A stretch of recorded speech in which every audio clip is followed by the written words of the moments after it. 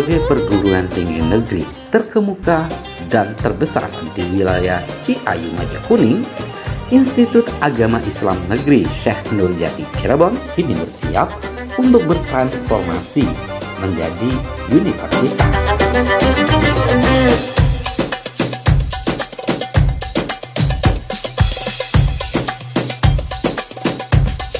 Namun pemirsa, liputan kali ini kita akan melihat bagaimana penjaringan bakal calon rektor IAIN Syekh Nurjati Cirebon.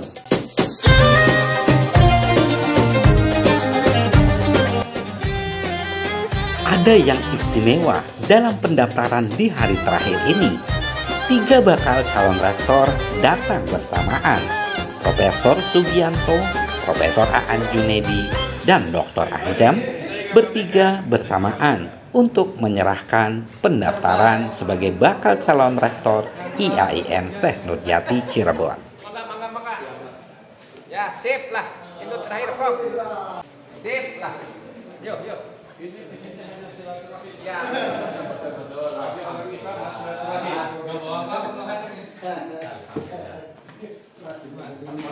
Yang penting silaturahim. Terakhir. Otot, saya ngawal berdua. Saya juga ngawal. Anu kawara ini yang daftar kawal godekan. Oh, mantap.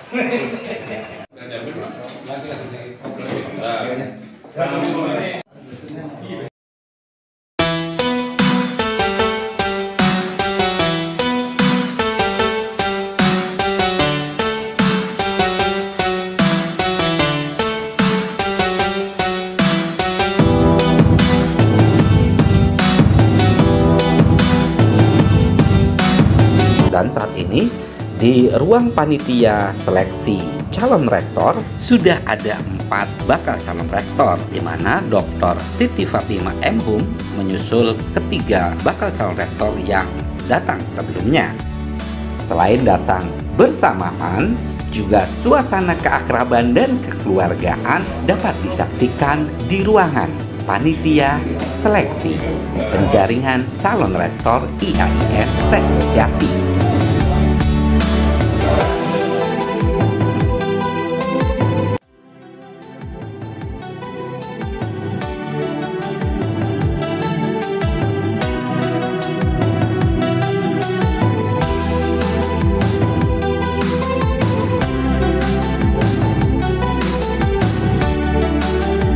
Di hari terakhir pendaftaran ini, ada 4 bakal calon rektor yang menyerahkan administrasi pendaftaran.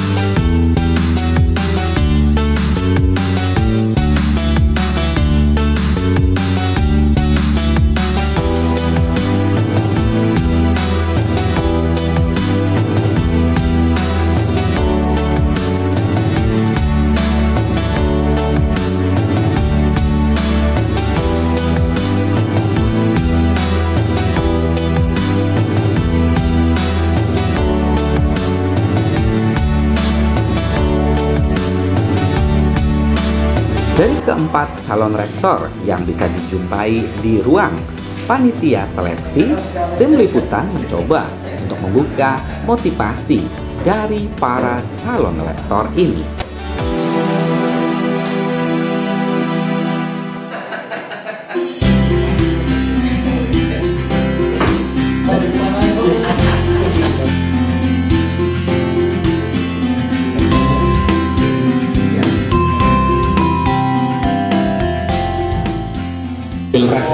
Ya, pertama saya melihat dari persyaratan memenuhi syarat. Yang kedua, merasa terpanggil untuk bagaimana berkolaborasi membangun kampus sebagai rumah kita bersama. Itulah kuncinya. Tujuan utama mungkin nanti ke depan ada PR besar yang harus kita kawal, harus sukseskan, khususnya transformasi kelembagaan menjadi UITC dan BRU tata kelola harus lebih maksimal, lebih mantap lagi. Itu yang perlu ditajamkan ke depan. Itu aja. Motivasi saya dua. Yang pertama adalah ingin memberikan kontribusi terhadap lembaga kita, memberikan kontribusi yang terbaik buat lembaga kita, penguatan diri dalam perguruan tinggi. Yang kedua adalah ingin membuktikan keilmuan yang kami miliki untuk bisa membuktikan bagaimana bisa mengembangkan kelembagaan dari IAIN ke universitas Kapolri atau institusi. Itu motivasi saya, dan mudah-mudahan motivasi ini bisa membuktikan akhir saya di tingkat rektorat. Selama ini kami mengembangkan tingkat jurusan dan fakultas, kami ingin meningkat ke tingkat rektorat yang lebih besar lagi. Ya, ingin melakukan perubahan yang lebih baik ya untuk kampus ini. Tentu akan mengusung tentang Merdeka Belajar berbasis riset dan pengabdian pada masyarakat. Itu sih yang akan diusung. Transformasi kelembagaan menuju BRU itu secara normal sudah ya, tinggal mengisi. Nah, mengisi ini tentu butuh gagasan-gagasan besar. Apa yang akan Ibu lakukan seandainya tentu akan disesuaikan dengan visi misi ya, visi misi misalnya bagaimana kampus ini kuat dengan tradisi akademik, satu tradisi akademik, riset dan pengabdian pada masyarakat tentu. Lalu berbasis Merdeka Belajar, karena sekarang ini kungkungan strategi pembelajaran yang harus berubah, yaitu menuju Merdeka Belajar. Nah, Merdeka Belajar itu kontennya adalah menguatkan riset dan pengabdian pada masyarakat. Jadi kurikulum tidak hanya berbasis referensi-referensi yang bisa diunduh dari berbagai jurnal dan buku, tapi referensi utama itu sebenarnya kondisi sosial secara kontekstual itu sedang terjadi apa. Itu harus menjadi kurikulum merdeka yang bisa diakses oleh insan akademik di sini, para mahasiswa khususnya. Oleh karena itu relevansinya metodologi pembelajaran juga harus berbasis metode Merdeka Belajar yang nanti orientasinya adalah ingin mengabdi pada masyarakat luas. Dan kebutuhan perguruan tinggi hari ini kan harus transformasi dan inovasi. Salah satunya Cyber University Islamic, cyber ya. Ini harapan dapat memberikan layanan yang lebih luas, pada masyarakat, siapapun, dimanapun, pokoknya untuk semuanya, sehingga kesempatan mengenyam pendidikan tinggi semakin bermudah. Tentunya mungkin melanjutkan periode sebelumnya ya, meningkatkan mutu akademik, tata kelola,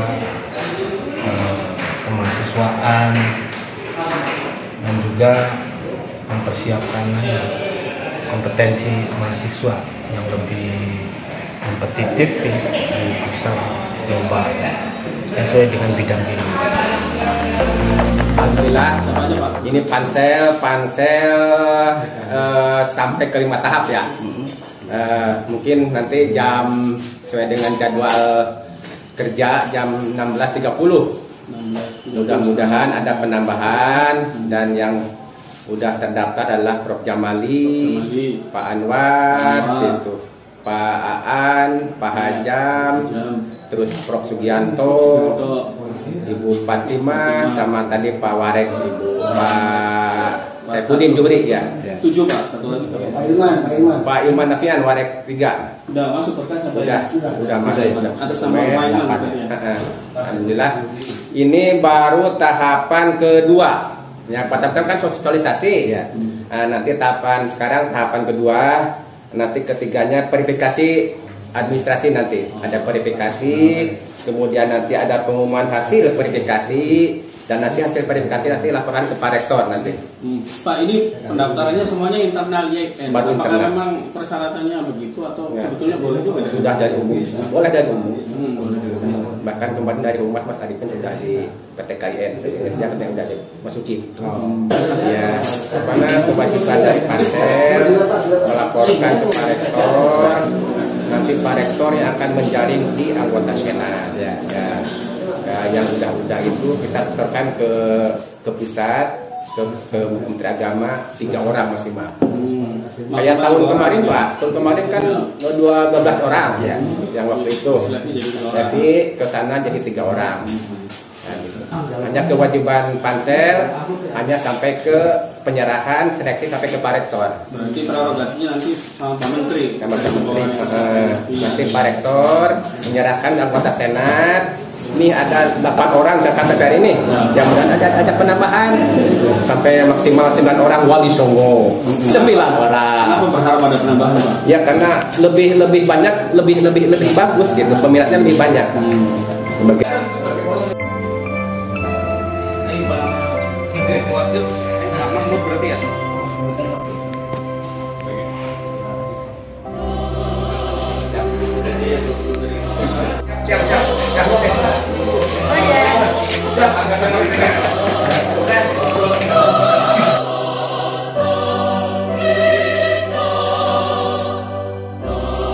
Terkait penjaringan calon rektor IAIN Syekh Nurjati Cirebon, Direktur Pasca Sarjana IAIN Syekh Nurjati Cirebon, Profesor Dr. Haji Dedi Juhaidi MAG, menyampaikan pendapatnya dan juga harapannya. Penjaringan ini akan menghasilkan sosok pemimpin perguruan tinggi yang bisa menjadikan kemajuan, kemanfaatan, dan kolaborasi dengan semua.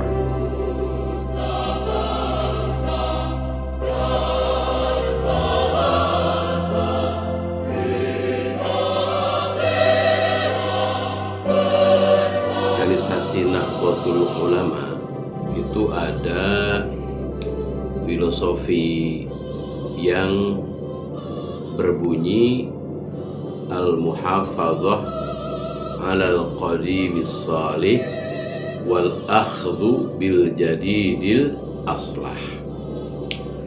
Jadi kalau saya nambahin itu bukan wal akhdhu ya, bukan mengambil ya, tapi wal ijad ya, dan mewujudkan ya. Mewujudkan apa? Ya mewujudkan transformasi. Era saat ini itu adalah era yang disebut dengan kata presiden itu the new gold is data atau data is new gold. Itu isyarat bahwa transformasi yang harus dilakukan itu harus menguasai teknologi. Ya, karena zaman keemasan harus dicapai dalam transformasi ini dengan kemampuan mewujudkan kebaruan atau inovasi, ya, mewujudkan inovasi. Baru dalam hal apa? Dalam hal pemenuhan terhadap ciri-ciri dari era saat ini. Era saat ini itu, ya, pertama adalah critical thinking. Ya, jadi kalau seorang rektor yang akan datang itu hanya bisa menjaga masa kebaikan yang sudah berlalu, tetapi tidak bisa mewujudkan transformasi atau tidak mewujudkan inovasi baru, itu akan tersendat kemajuannya. Jadi dia harus berpikir kritis. Itu yang pertama. Yang kedua, rektor yang akan datang diharapkan harus menjadi sosok yang betul-betul menjadi wasit sesuai dengan program Kementerian Agama. Salah satunya adalah moderasi beragama. Jadi dia harus memiliki integritas utuh terkait program ini, ya. Yang berikutnya, kembali kepada ciri dari era saat ini, itu adalah yang disebut dengan internet everything, ya. Jadi harus betul-betul menguasai atau setidaknya punya pemikiran-pemikiran sesuai dengan zamannya, yaitu di era internet sebagai segalanya. Artinya harus punya kemampuan getting things done through others, ya. Kemampuan manajerial menghasilkan berbagai hal, sesuatu yang baru itu, terutama yang menggunakan internet. Antara lain adalah data-data itu, ya. Jadi semua harus menjadi sistem, ya. Semua harus dalam sistem terpadu. Kemudian ciri lain di era saat ini itu adalah robotisasi, ya. Kita tidak perlu ke situ, tetapi harus menjadi inspirasi tentang bagaimana robot ini. Jangan sampai kemampuan intelektualnya itu dikalahkan oleh robot, begitu. Jadi dia yang harus bisa mengendalikan robot. Itu salah diantaranya, ya. Ya, supaya lebih singkatnya lagi, yang selanjutnya, maka rektor yang akan datang itu harus memiliki kemampuan kolaborasi dengan semua pihak, above and for all, ya, untuk semua bisa merangkul semua, ya. Tidak boleh ada sekat-sekat, ya, dengan menjalin satu komunikasinya yang bagus dengan semua pihak. Yang kedua, relasinya banyak. Dan yang ketiga, tentunya diharapkan koneksinya juga nggak tanggung-tanggung. Levelnya itu level tinggi, ya, level langitan, koneksi kiainya, ya, ulamanya, kemudian pejabat tingginya. Jadi dia harus punya itu, jadi harus punya jaringan, networking. Maka kalau itu semua ada di pikiran seorang calon rektor, itu insya Allah jadi. Tetapi dia harus tidak hanya memiliki pemikiran, ya, tidak pemikiran saja, tetapi aksinya juga, actionnya itu nyata, ya, di lapangan itu dirasakan oleh masyarakat semuanya. Banyak tentunya, ya, harapan yang, tapi jangan menjadi penghalang lah, ya, bahwa tuntutan untuk menjadi seorang pemimpin begitu. Kalau mau jadi pemimpin, layani aja, itu yang utama, maka dia akan jadi. If you cannot serve, cannot lead. Kalau nggak bisa ngelayani, nggak akan pernah bisa memimpin. Jadi gimana? Serve, lead. Anda melayani, Anda jadi pemimpin. Jadi rektor yang akan datang adalah orang yang betul-betul mau menjadi pelayan. Orang kalau kita ke Mekah itu enak loh jadi pelayan Duyufur Rahman. Nah, kenapa tidak kemudian diterapkan di dunia perguruan tinggi untuk menjadi pelayan untuk semua umat, ya, meskipun tidak lagi jadi tamu Allah. Mereka semua kan makhluk Allah yang diciptakan dan terbaik fi ahsani taqwim. Kira-kira gitu, ya. Jadi banyak banget harapannya. Bisa nggak? Bisa. Ya, yakin 100% syaratnya. Kalau mau jadi itu yakin 100%. Doanya serasi, semua pihak diajak, ya kan? Terus aksinya itu yang pasti. Program-programnya tegas, jelas, ya, lugas dan operasional, ya, masuk di akal, bisa dikerjakan oleh semua pihak.